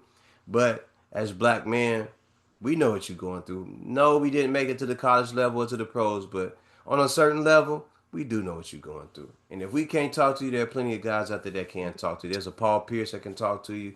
There are many players that can talk to you on that level. So cut the bullshit, young man. Get your shit together. Start balling like you're supposed to, man. People want to see you win. You just give them fuel and fire to add to what you is and to what you're doing, not who you are. You give them fuel to add to the fire to say this is what you are, and your job is to always prove them wrong. Same way mine's is, the same way Keith Tall's is, the same way everybody else, every man, woman, and child across the world. It's your job to prove people wrong and make sure that they know. I'm not proving it just for you, but I'm backing it up and saying this is who I really am. You ain't supposed to be submitting to the will of no man ever in life unless they are in flow of what you have going on. But other than that, uh, you got to get to it, brother. Go ahead. You got to get to it. It's on you. Time to toughen up and do what you're supposed to do. I'll leave it at that. KTT. Yep. All right, NFL combine coming up, so teams want to start to find out the next college wave of players. When is But that combine? When is that combine, brother Keith? I believe it's middle of March, if I'm not mistaken, or Okay. actually, it might be coming up this weekend actually, because they out there right now doing like interviews and stuff and press conference. So I would say probably either this weekend or next week. I ain't checked the full dates, but just want to see. I just know the Bears better go. For defense strong on this draft like they did in offense the last year's. But there's four quarterbacks. One, two, three, four. Four quarterbacks. I would say a QB carousel that Oh, is it's happening 26th to the March 1st. February 26th to March 1st. okay. So this week, okay, gotcha. Okay, I thought so. All right, so all right, that's coming up sooner than I thought. Mm-hmm. Hopefully, but Couple of days. the real stuff, we'll know when it comes to the draft and the pro days and stuff. Mm-hmm. Bears got the 26th pick, from what I understand. Yeah, it's possible they might trade back or try to get some good, find some late round that first round. But as four quarterbacks, I want to know who you would think because they possibly won't be playing for their prior team from last year. Who you would think would be a good for them fit for them? And I'm gonna give you some options of some teams that need a quarterback.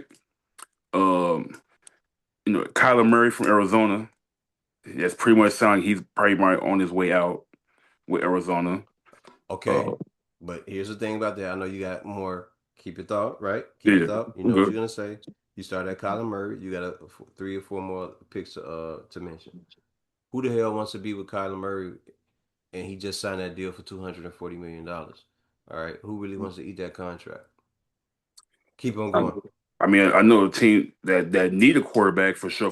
That they don't have no one else to really go to. The Colts. You have no quarterback besides Daniel Jones, That's who's injured. I don't know anything about that's football that much. I know a small bit, poquito, pati. But I know y'all ain't got no other quarterback options, and Anthony Richardson isn't ready. And I told everybody that he should have stayed in school and got his education and learned the game because he was not ready for the league. And people told me, no, you're wrong. He should go ahead and leave and he could learn on the fly. No, in a kid in that situation, he didn't know enough about the game. He hadn't played the proper teams to get him ready for what the NFL life is really like. He has potential, but we haven't seen him put it together. So that's the thing that separates him. Keep on going. yeah. Tua Tagliova, Miami Dolphins quarterback, left-handed. You have Tua Tungavaloa. Let's Tagliova, Tagli Tungavaloa. Tagovailoa, Tua Tungavaloa. Keith is Tagovailoa. messing it up. I think he may be doing it on purpose, but it's Tua Tungavaloa. That's his name. All right. Well, Tua, I don't know what him in Miami. They got a new coach. I don't know. They might give him a chance, but I think he might be out of there too. Mm-hmm. No pun intended. Uh, Kirk Cousins. Heard supposedly he's going to be released by March 11th, so he can go ahead and do his own thing, free agency. Even though he stole the bag from Atlanta and a few teams. He was balling in Minnesota. It's just Mm-hmm. when it came down to the playoffs, he showed why he was Kirk Cousins. And Aaron Rodgers, will he stay in Pittsburgh with his old coach Mike McCarthy? I don't know if he want that right now in his career, either one of them. But I would be surprised if he do stay there. Well, think he'd be going somewhere else though. But out of all the people, I can see Kyler Murray. Actually, you bring it up. Indiana was a good pick. Actually, I Mm-hmm. didn't think about them. I think they might be committed to Daniel Jones for some reason though. But Mm-hmm. with the injury he got late last season, well midway at least, like you might want to find insurance on the backup for sure. But Kyler Murray, I can see Kyler Murray going to New York Jets. They need something, and he can bring them some type of like life a little bit back because he can be mobile, quick and stuff. But it's just Mm-hmm. Mm-hmm. he just gotta stay healthy. One, also, but make the right plays, and he kind of throw the ball like a little bit too much air when leads to overthrow it or gets picked off. To attack the over, tackle. Tungavaloa. I Tonga I don't Valoa. know about that Tonga part, but Man, if you don't get your lisp having ass out of here saying that man name wrong, Tua Tonga Valoa. Tongue of Aloha. Say it that way. Tongue of Aloha. I'm just gonna call the man to attack. Just call him two T's. Um, If I and was this saying one, your name wrong, you'd be mad in the motherfucker if it was me saying your name wrong, and I'd be mad in the motherfucker somebody saying my name wrong. Say that man name right. And you know how I feel about my name the same way you feel about your name. If you can't say my name right, I'll slap the shit out you. I'll spit in your fucking face. And that's any man or woman anywhere in the world, y'all know. When y'all people say y'all name wrong, even if they get a syllable wrong, or if they put an S on the end of your name, or at the beginning of your name, or a T or something, y'all know how y'all feel about your name. Man, get that man name right, man. That man name is Tua Tonga Valoa. And it's actually longer than that, but that's a shorter version of that name. what? No, Salute no, to but all the Oos out there. All right, Oos. Oos. Oos. No, but I can see him. Ooh, Are we I would. starting with who we starting with? Are we starting with Kyler Murray? I mean, you said Indiana for Kyler Murray. I said the Jets for Kyler Murray. So I say Kyler Murray will be where he is next year. I don't think anyone wants to pick up a $240 million contract. They're going to let that man sit there and prove himself there. And if by chance he does well, maybe there will be another team that will pick him up in the future. But no one is going to take a chance on a guy who is 5'8", I guess 180 pounds. And I would like for you to ball the fuck out, Kyler Murray. But you gotta want it more than everybody else does. Like it's really up to you.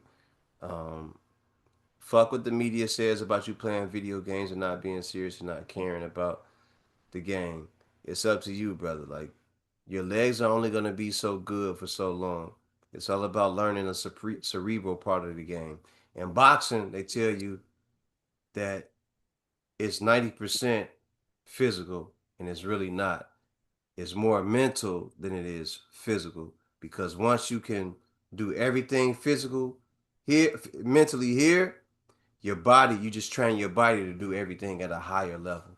That's all you're doing.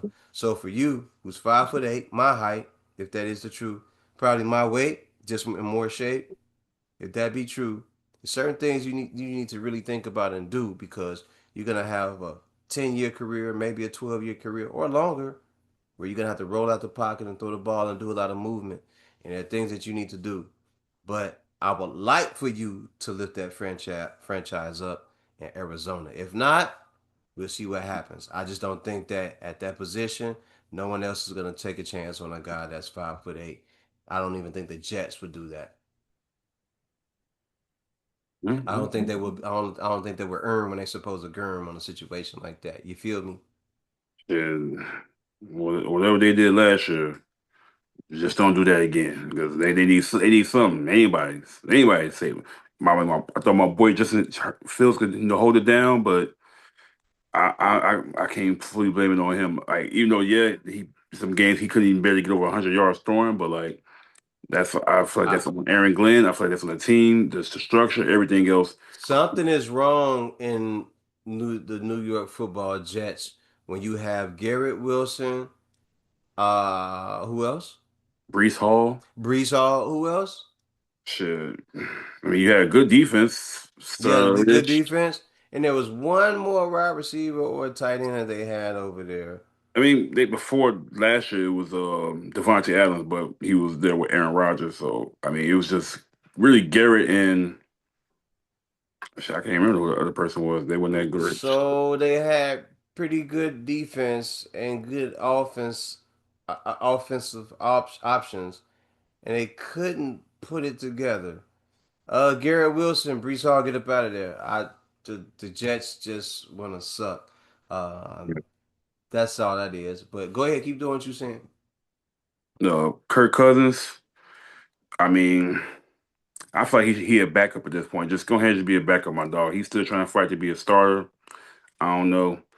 maybe he can go to. He probably might. He said they gonna cut him, so he could probably go to New York as well, or Miami just to be a backup for Quinn Ewers, or if they draft somebody. Um, I would go back to Minnesota if I was him. Actually, see if I can rekindle that relationship with Kevin O'Connell. I don't know how they feel about JJ McCarty all the way. Still, I I could don't see. either. I don't even know why they let Kirk Cousins leave Minnesota. He I had mean, like, he tore his Achilles, so he got hurt. He getting oh older, no, he and tore his Achilles. He's getting older. Oh no. And that's then you what draft a guy that you weren't even sure about. So who gave him a 13-3 season or 13-4? Sam Darnold. That That's was the Sam thing, Darnold, who they right? sent to the Yeah, Seattle Super Sonics, and he won them a champ. Okay, never mind. yeah. So that's why. But Don't you remember you told me you love me, he like Russell Wilson, like he limited, baby? like you could throw the ball a little bit still, but You said when you'd you be gotta get out that coming jam, back you this gotta way run. You can't again. be really a stationary quarterback, right now, unless you like Jared Goff, where Baby, you got the arm. baby, baby, But, oh, um, baby, and then I Aaron Rodgers, you. I don't know Aaron They Rodgers. should be doing B-roll footage of Kirk Cousins. That's what they should be doing. Don't you remember you told me you love me, He baby? should be a backup in New Orleans or something. Get tired Who of is that? Kirk slaughter. Cousins Yeah, in New without Orleans? yeah. You telling me he not good enough to start in New Orleans? He could, but I feel Or like with he just. Taysom Hill? I mean, they got the rookie quarterback they drafted like number what was he number 17 or something like that. Tyler Slaw, the They dude drafted that somebody at number 17, no, and like so like then either first round, second round. I think they got him second round actually. Because and that's you what we telling me thought. he better than Kirk Cousins? He's shown, but like he could be a solid quarterback the last 8 games to Come half a on, year. Git. Come on, Git. I just said it. Kirk Cousins, man, if he all he do is throw. Like he can't run. He older. Like the offensive line got to be great for him to really show his real worth. I hear you. I hear you. So, I think Kirk like, Cousins is better than some of the guys we look. Well, look, keep on going. so I think with him, like, if he do go to New Orleans, he could be the backup, and if he somehow, some way beats Tyler Shaw out of the starting lineup, then have at it. Try to hopefully run Kellen Moore's offense, but I don't know. And then Aaron Rodgers, fuck him. I don't care where you go. You can retire for all I care. I'm not sure what anybody really feels about the person he just named. So I want to reiterate, regardless of what Keith says, You gonna say the same shit. Aaron Rodgers is one of the greatest quarterbacks to ever play the game. He's one of the greatest throwers to ever play the game. And before the game changed into being able to run out of the pocket, Aaron Rodgers was a quarterback who could get down the field, throw the ball while running, and get you a first down as well while running. So because of that, I'm not gonna go crazy about Aaron Rodgers. I want to be keep it disrespectful and say fuck Aaron Rodgers as a quarterback, and he understands that, Yeah, don't you, Aaron? And you know why? You know why? You know you why? definitely know why. You know why? Fuck you sideways with a tire iron. Bitch ass ayahuasca eating motherfucker or dreaming Fuck you. motherfucker. Fuck you. But off You the couldn't even go NFL. to you couldn't even go to Pittsburgh and make it work there. Oh bitch ass. Anyway, keep on going. But yeah, those are the four guys that's like I know for sure that's like on their way out as far as where they on the teams. Just want to see where they might go next, who they come back Pittsburgh. up. I think he stays in Pittsburgh. What you saying? I can see that because of the Mike McCarthy only. That's the only reason. And he actually went to the playoffs last year with him. So, but I don't know. Maybe depending on if he had respect for Mike Tomlin that much. He still got DK Metcalf. Mike Tomlin was let go. Where did Mike Tomlin land? He's supposedly they saying he might take a year off. So he hasn't found All right. another team yet. So Aaron Rodgers stays with Pittsburgh. because if he tries going anywhere else, he's gonna drag it out, and these other teams. Maybe do you really think a lot of these other teams are gonna sit around and wait for him? Man, when you side glance on a side note, when you side glance at LeBron James while the game is playing, he looked like Kevin Garnett. But anyway, there I don't know how many teams are out there that would take a bid on a guy like Aaron Rodgers being 41, 42 years old and not being like that guy right now. Like it's really a gamble with him because you really want to you really want him to come in and do the work and produce. At least I would if I was a general manager. I want him to come in and do what he need to do and shut the fuck up. I don't care about all that other stuff that he got going on. Like you can do all the ayahuasca, but don't bring that into my locker room. Like I need you to go out there and I need you to put up 3,000, maybe 4,000 yards for the season.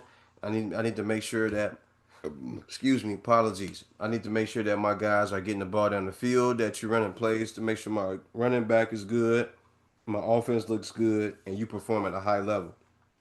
I don't want to limp into the playoffs. I don't want to be a wild card team at 8 and 9 or 10 and 8 and 9 and 8. Like I don't want that. Like I want to be a really good team. So who's really going to take a chance on a guy like that? Outside of Pittsburgh, the Jets. He gonna go back to the Jets? He definitely not going there. I can see him, if I'm him getting older, I'll go somewhere warm like Miami. And then you got the dude that coached the Packers defense. I don't know if you know him like that, but hey, boom, we used to be Packers. Let's team up. Hey, So you need a boom, quarterback. boom. Tua Tagovailoa leaves Miami Dolphins, and then it's open. He goes there. Who does he go there to? Who's on tour or Aaron? Aaron Rodgers. Who does he go over there to in Miami? Like who he playing with? Besides Jalen Waddle, who's there? Oh, you got David A. Chain, the real quick running, fast running back. Um, I will hope maybe your defense get a little bit better, but they traded away Jalen Phillips to the Philadelphia Eagles, so you got Minka Fitzpatrick. Maybe I don't know how old he getting, but they definitely going to try to try to get that team right somehow, some way. I would trade A Chain and Waddle, try to get some picks and stuff, but we'll see.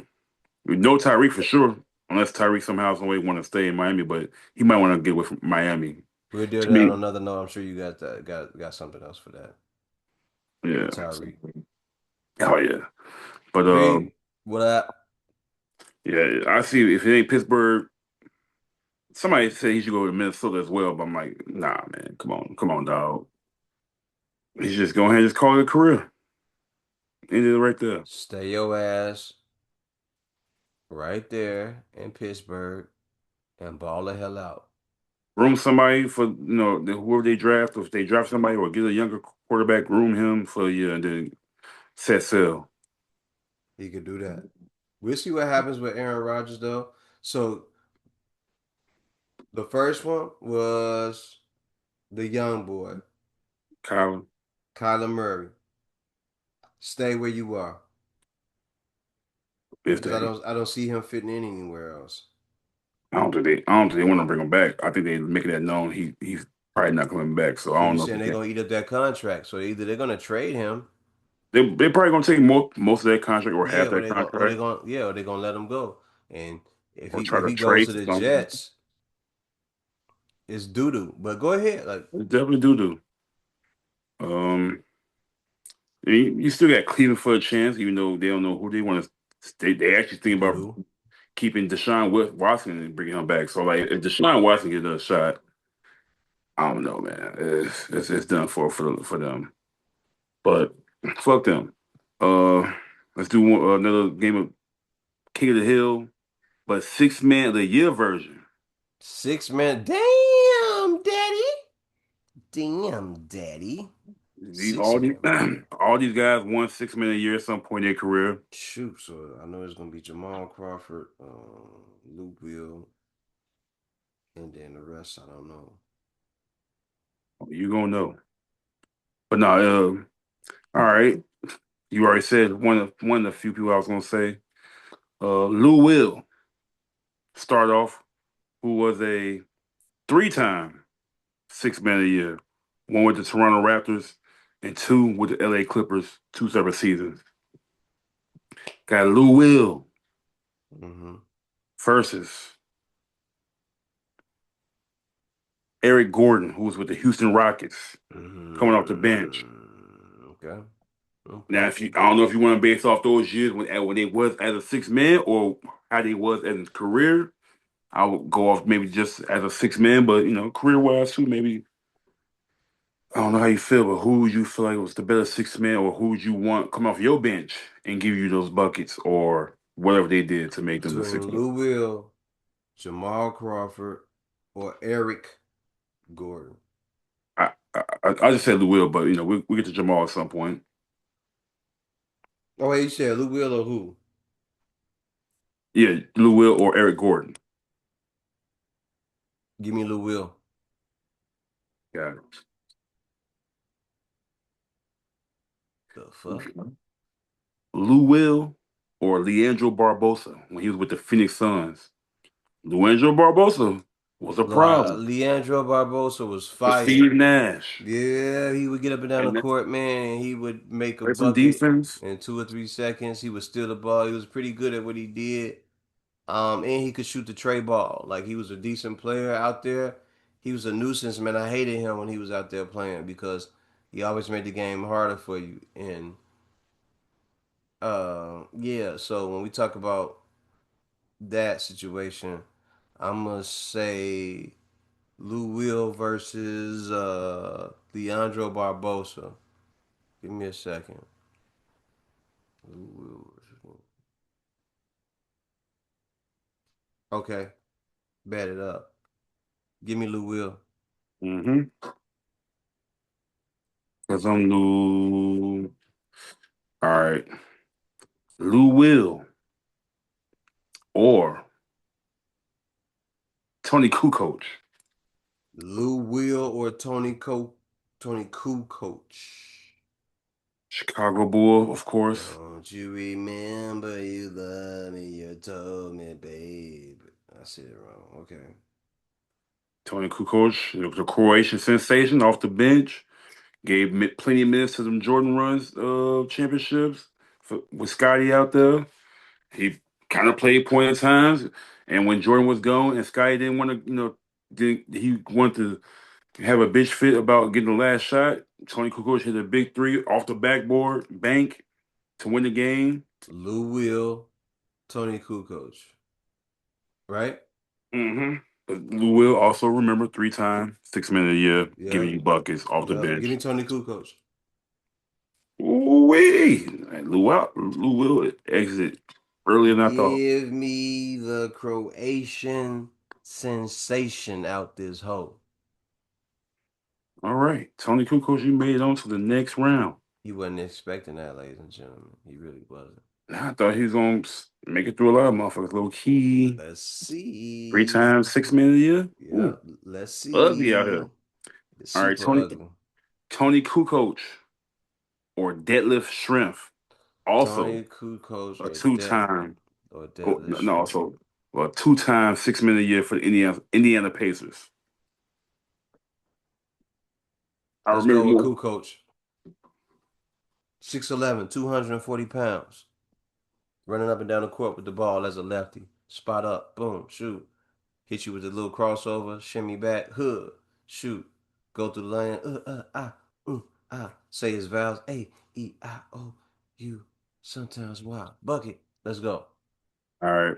We got Tony Kukoc or Ben Gordon, Chicago Bull, also Yeah, we six can get him man. up out of here. We can get him up out of here then. We're going to go with the BGs.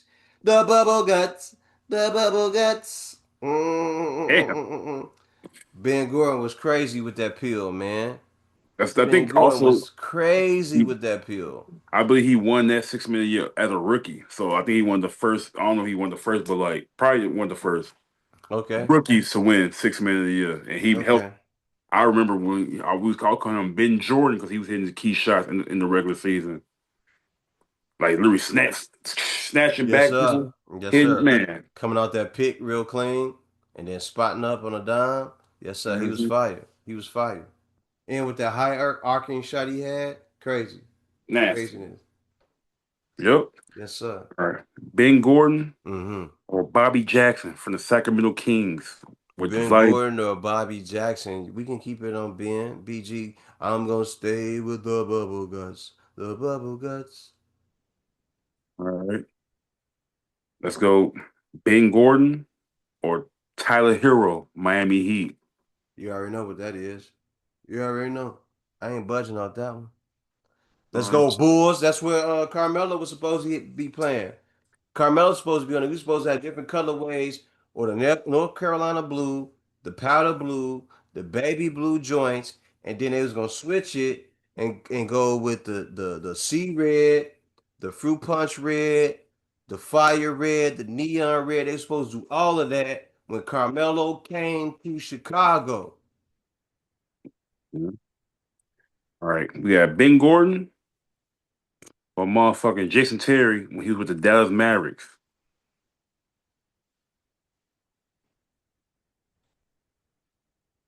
which I think they'll probably Ladies they and went gentlemen, we to. are done with this podcast. This is he trying to make this difficult for me. We're gonna have y'all and remember the mission statement.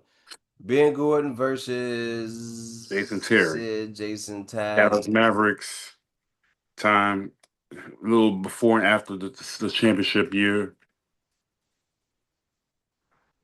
A 3-point getter, big shots, headband. Got the Ben Gordon versus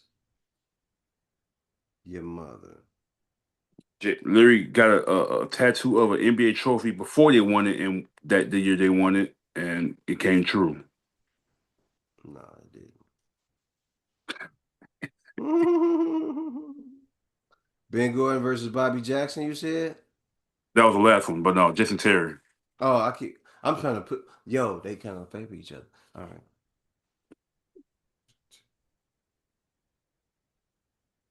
I don't know, man, because both their jumpers are wet.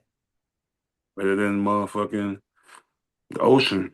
Man, they jumpers are wet, bro. Wetter than a motherfucking fat girl's pussy. Oh shit, I wouldn't know. So, Don't knock it till you try it. I'm knocking. I'm not trying. I'm knocking. You know what I'm saying? hmm I'll That's what wait. especially you the type like it's the skinny ones that it be the ones they Hey, be look loving at them me. undercover ones like Look at me. Look. it be I'm knocking. Not so, trying. Knocking. he knocking on the door, y'all. He knocking on that big girl door like let me in. I'm I need to knocking, but I'm fuck. not trying. I'm trying to get that warmth, No, I'm that good. nectar, that sweet nectar. Trying to get fed tonight. Get a full course meal. Take care of me, girl. I'll be the little spoon. Fuck you mean? Right. I need somebody to take care of me in the winter. Face ass out of here. Man, listen. Jason Terry, NBA champion with the Dallas Mavericks, right? Yes, sir. Ben Gordon, Ben Ben, Jordan. yeah, I'm staying with Ben. Mighty Ben. Mighty BG. Almighty BG. Let's go. Let's All right. go. With your punk ass. Come on. Ben Gordon or Manu Ginobili. Ginobili. Ginobili. He was the ultimate six man every year. And One was three. really a starter. And was really a starter. They just had him come off the bench and they told him, yo, as was it 32 minutes a game? If he played 32 minutes a game, whatever, less than 32 minutes a game, whatever. Let's go Ginobili. Okay, Ginobili. He was a stallion, man. He was a horse out there, man. He was a man. horse. And when it was him and Tony Park out there running, they was wrecking the league. They wrecked the league when they were out there running together, man. You know how many people Ginobili dunked on? You know This how many man, people bro. he finger rolled? Turned that bitch over sometime. They thought he He was on finger roll. he brought the Euro step over to Yeah, to he the did. NBA. Yeah. But Changed it the was game. really Drazen Petrovic who really bought that thing over here. Yeah, Was the other guy, was it Mark Price that was doing it? Or was another guard that was really doing that Euro? Oh. Hmm. Hum. Huh. So yeah, I got Ginobili. Manu. Emmanuel. I knew. Yes, sir. All Mm-hmm. right. Manu Ginobili or Mike Miller when he was with the Memphis Grizzlies. I don't give a Grindhouse. fuck who he was with. I'm going Ginobili. Ginobili. Fuck Mike Miller, man. Mike Miller, you was cold shooting the 3 pointers and everything. You was cold when you was with Orlando Magic and Tracy McGrady, would set you up and get you them points and everything. But you wasn't cold as motherfucking uh Manu Ginobili. Manu. You ain't better than Manu. Fuck out of here. All right. Mm-hmm. Manu Ginobili or Mm. Lamar Odom, Los Angeles Lakers. Mm. Lamar wasn't no damn 6 man dude. What you talking about? It was him. Yeah, he was 6 minutes a No, year. he wasn't. Yeah, he No, was. it wasn't. It was Andrew. What was the center name? Andrew, you talking about Andrew, what's his name? Damn, you made me forget. I was finna say Bogart, but Yeah, ain't Bogart. Andrew, it's right there. Mm-hmm. Big Bynum, Andrew Bynum. Andrew Bynum. Remember, Bynum. remember they had Andrew Bynum, Pau Pau Gasol, Gasol, and then it was Ron Lamar. Artest, Then run. No, Kobe you right. Bryant, Yeah, you right. Derek Fisher. Shit. You right. Oh, crackhead ass. So it was Lamar Odom coming off the bench, and then you said over Manu. That's my First, pick, right? yeah, yeah, who you got? Manu or Lamar as a 6 man or coming off the bench for you? Lamar had, Finally, yeah, Manu he has crossed. come back to San Antonio. All right, If you smell all what right, Manu is cooking, boom, boom, boom. okay. Manu Ginobili or J.R. Smith, New York Knicks. Instant offense off the bench. Gave Melo some of his best years. Gave LeBron a championship in Cleveland. This one's for The you. ultimate hooper, though. J.R. Smith is a dope is dope. He's really a great hooper, man. But let me not misstate Great this and hooper, make man. I want to make sure people that understand this very clearly when I say Manu Ginobili is who I'm sticking with until he give me somebody better than Manu. That's it. We locked in. All right. Manu Ginobili or the OKC version of James Harden. Helped took his young team to the finals with KD Mm-hmm. and Russ. Mm-hmm. And he went James on. Harden, you did a hell of a job when you was with OKC, man. Them first 2 or 3 years while you were there. Mm-hmm. But I'm going with Manu Ginobili. And that's the bottom line, because Stone Cold said so.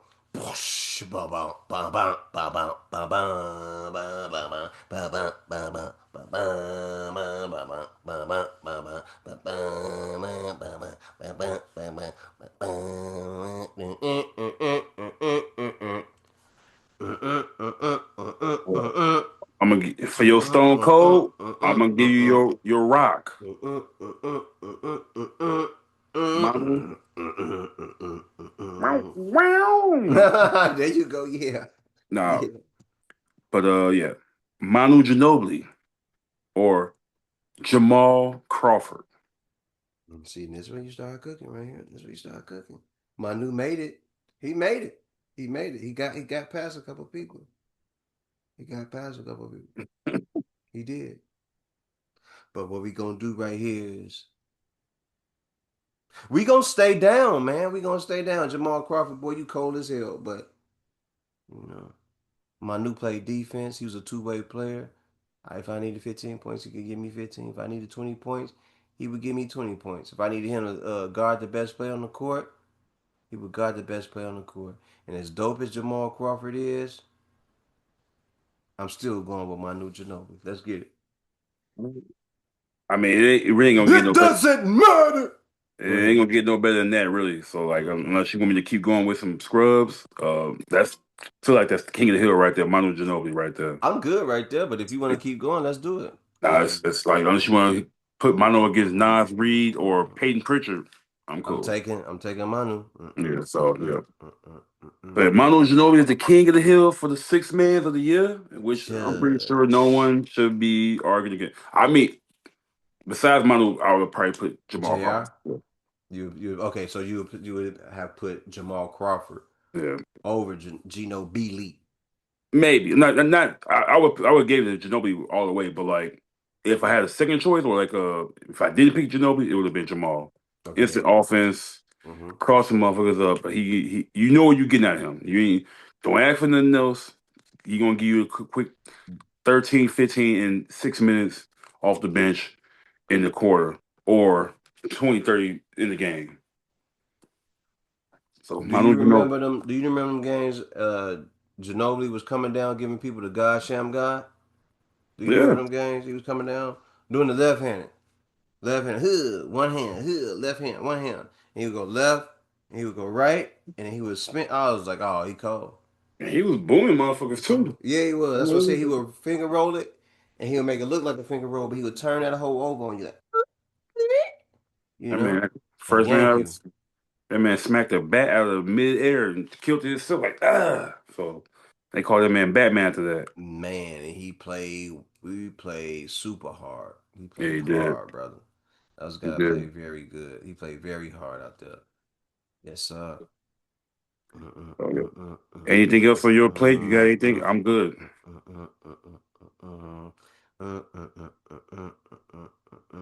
Good to see that you was a big Stone Cold Steve Austin fan. I know if you was a big wrestling fan or not back in the day. I wasn't a big. Well, I like watching it because it used to crack me up. Like you sitting Yeah. around smoking, you watching them on TV doing what they doing. That shit would crack you up, and then you would just. Or if He you was sit fucking with shit the up. homies, yeah, you watching The Rock and Triple H and those guys make fun, make wrestling fun, and make you want to enjoy it and everything. But Game of 21,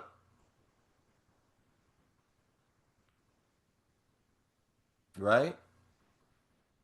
Game of 21. So LeBron James, Carmelo Anthony, Rashard Lewis, Scottie Pippen, Bonzi Wells. My boy Bonzi. Mm-hmm. What you got for me? Um, What you got on my 40, homie? in the game of 21, Game of 21. Who you got? this question was Mm-mm, answered as soon as you said the second person mm-mm, name. mm-mm, Carmelo Anthony. mm-mm. Without a doubt. Without a doubt. Giving him work. Rashad Bonzi got to Lewis. beat his motherfucking ass, man. Stop playing. What? Where you, man, he took what Bonzi had and made it better. He just started bullying people even more and took it on the outside, inside. But Bonzi was cold though. I fucked with Bonzi heavy. Bonzi was fire. Bonzi was fire. In that small era that he Him, had, Bonzi was cold. him and Rashad Lewis. I remember Seattle Rashad Lewis. I Seattle used to Rashad hate was that man. Ooh, he Not was hate a him, nightmare. not No, really no, hating, but I was just not hate him, but like as far as basketball goes, like, he was a problem. yeah, like every He time he was a came, problem. every time he played his Bulls, he was busting. Like, that little 17-footer, he making it. That corner three, he making it. Yeah, man. Wing three, Yeah, making it. I'm like, making it, God damn. making it. And when he did it, he would flick his wrist so hard, man. It was like you just knew you knew that thing was going in when he did that, man. Yeah, Like so Rashard Lewis was cold out there. He really was. He was really a dog with. And it was him and Ray Lewis. Oh, not Ray Lewis. It was Ray Allen on that squad. Like they were really tearing it up out there in Seattle. yeah, They really had it going. and the reason why I ain't picked LeBron, he said he's not a one-on-one guy. He's a team player guy, and yeah, he can physically out ball all of them. But I mean, depending on what part of his career, his jump shot wasn't the best. He'll clank some mid range or some 3 pointers and do Mm-hmm. really fast little. So if he came Mm-hmm. on the hooping, Melo will get all Mm-hmm. of them some work from the inside out, bully ball, bully ball. When you try to get the rebound by yourself, And he you think going Melo up, ain't gonna Melo throw going. them? And it ain't even their elbows. It's that body. Melo gonna put that body on you. All Ugh. that. And he just said the other day that he used to miss on purpose to get the rebound, lay it back up. So he gonna tip it up, grab it, put it back. Or if everybody fighting for it, Melo, I you see Melo. disgusting, man. That's just disgusting. The jab, the triple threat, the pull up, the heavy. Man, so many moves that he can put on the court that I don't see none of them can really fuck with him. So my boy Melo, there's only a few motherfuckers that I might not pick him over him, but So definitely Melo is winning for you in a one on in a game of 21. yes, sir. All right, bet it up. Anything else you need to cover before we get up out of her? Good right now. Until next time, motherfuckers. And with that said, I'm out. That was perfect for me. We good. You bitch you. You bitch.